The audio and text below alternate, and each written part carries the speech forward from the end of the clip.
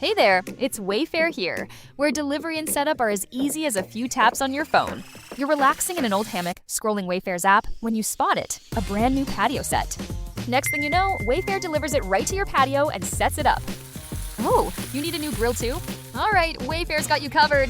With Wayfair's Room of Choice delivery and fast expert setup on qualifying orders, life gets a little easier. Visit wayfair.com or the Wayfair app. Wayfair, every style, every home. Welcome to the Black Tax. There's an African proverb that says, never mistake a small man for a boy. When I first moved to Los Angeles, I went to this particular barbershop to get my hair cut. And it was in a mixed race neighborhood. All the barbers were black, but it was an environment that I was accustomed to, being in, coming from New York, wanting to be in a space where barber shop culture kind of existed. So I'm sitting in the chair and the barber's cutting my hair, and he's got these other young men who he's mentoring as rappers or producers or musicians, and he's telling them how to copyright their material. So I'm sitting in the chair and I'm trying not to get involved in the conversation, and the more he talks, the more he is wrong. The more he's wrong, the more these gentlemen are believing everything he says is true. So once my hair was cut, because it wasn't about to interrupt him while he was cutting my hair, because what you're not going to do is fuck up my lineup. I waited till he finished my hair, paid him, and I said, hey, I just want to give you some advice about what you were saying. And in essence, what he was telling these young men was a poor man's copyright, which, if you don't know what that is taking your material, putting it into an envelope, and mailing it to yourself. That does nothing. Yes, there's a date and stamp on the envelope. Yes, the material is in the stamp, date, envelope.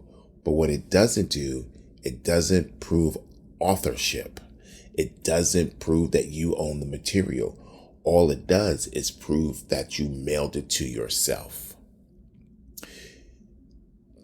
Basic copyright is, a copyright begins the moment you put pen to paper.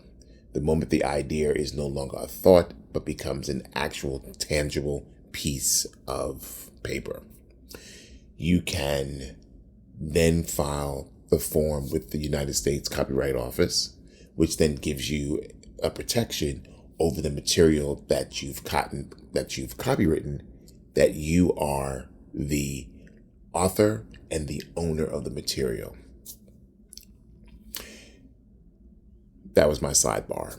So he says to me, listen, I know you probably are college educated and you probably think you know some things, but I can tell you that I know what I'm talking about because I've been doing it for years.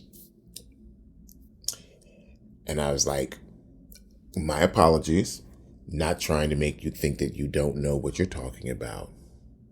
But as an intellectual properties lawyer, I kind of think I know this topic a little better than you do.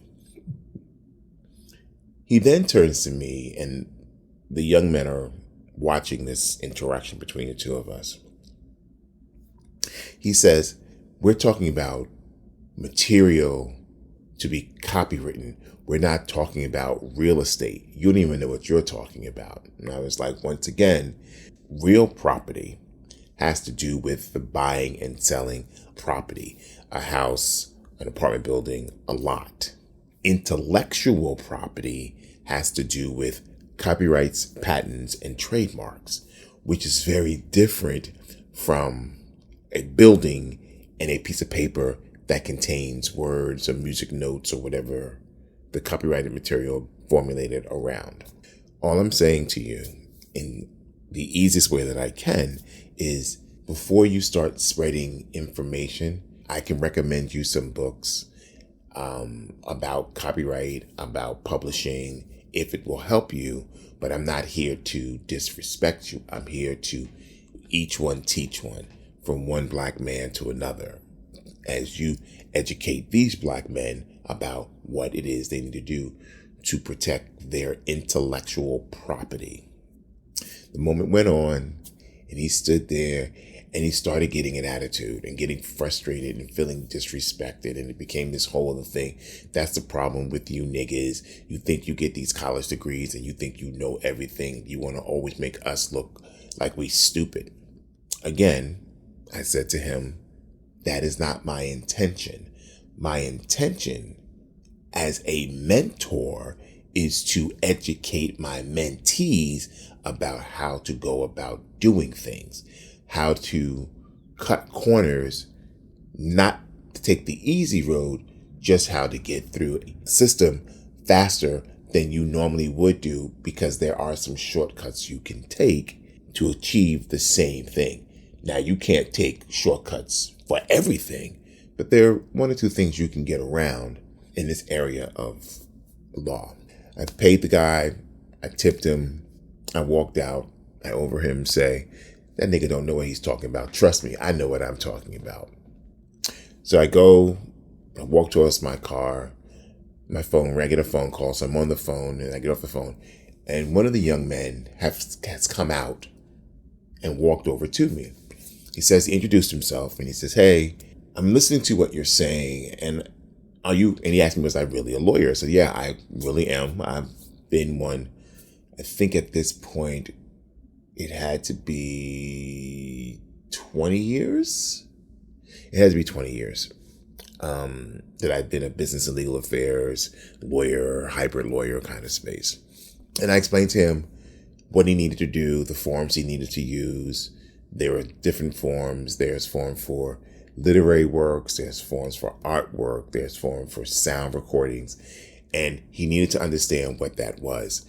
I also explained to him that if he was producing the music, that he needed to copyright his music by itself without lyrics, unless he was also producing the music and writing the lyrics, because those are two separate revenue streams and they need to be very clear who owns what. And he was like, wow, I didn't know that. Right. So example I gave him was, if you produce a track and your homegirl write the lyrics for the tracks and you put the tracks together, you both own it. But if you own the music and she owns her lyrics and somebody wants to buy the music, then you owe her no money. If she writes the lyrics and somebody wants her lyrics but don't want your music, she owns that. The moral here, and this is important, sometimes blessings come to you in various different forms. Sometimes they speak to you in a manner that you might take as being short or curt or disrespectful. But it's about the approach that you should pay attention to that will give you an indication of what the person is trying to do. Somebody who is very braggadocious is going to fill the room up with who they are and make them be the center of the attention. Their approach is very different. It's like, nah, dude, that's not what you got to do. You got to do it this way. Versus my approach is, hey, brother, let me explain to you why that's wrong. And in this kind of mentor, father, son kind of space, so that they don't feel threatened. But we're so used as Black people thinking everybody wants to tear us down, that when somebody is of pure of heart that wants to raise us up, they can't separate the difference. So what I'd like you guys to think about is the approach people bring to you when they try to assist you or help you. I'm not saying that everybody wants the best for you. I'm not saying that at all. But you have to learn how to weed through the good, the bad, and the indifferent. Your gut will tell you everything you need to know about the person who's trying to help you. But if you let your insecurities be your voice of reason, not be grounded in what your gut says, your insecurity, your ego will always lead you down the wrong path. And you could have taken a path of less resistance. Stay woke. We out.